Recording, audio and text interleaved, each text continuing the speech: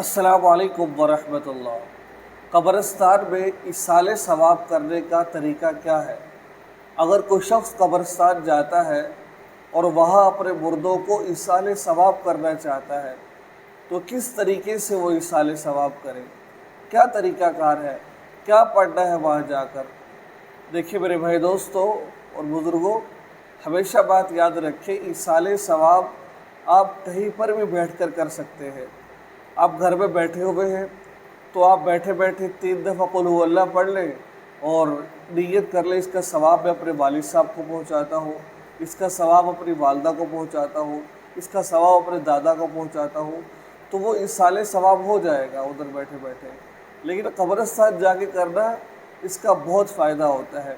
जैसा कि हदीस मुबारका में आता है कि कब्रिस्तान ज़्यादा जाया करो और बाज़ार कम जाया करो।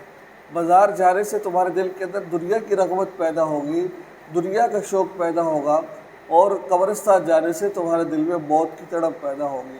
ठीक है, तो कब्रिस्तान जाना चाहिए हम लोगों को, और कब्रिस्तान जाते हैं तो फिर मुर्दों को फ़ायदा भी होता है।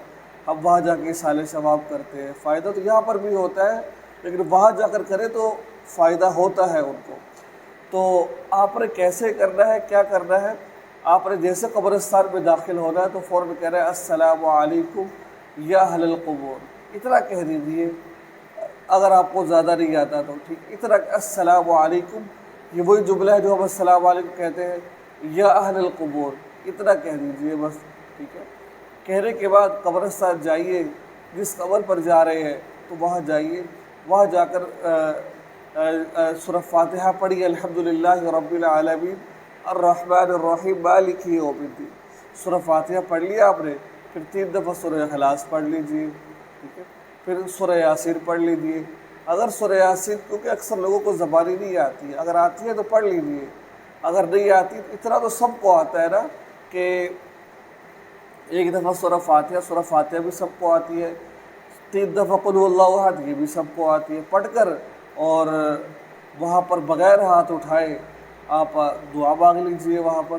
ठीक है, तो या अल्लाह जो कुछ मैंने पढ़ा है इसका सवाब मेरे वालिदैन को पहुँचा दीजिए, ये जो मेरा भाई फोत हुआ उसको पहुँचा दीजिए।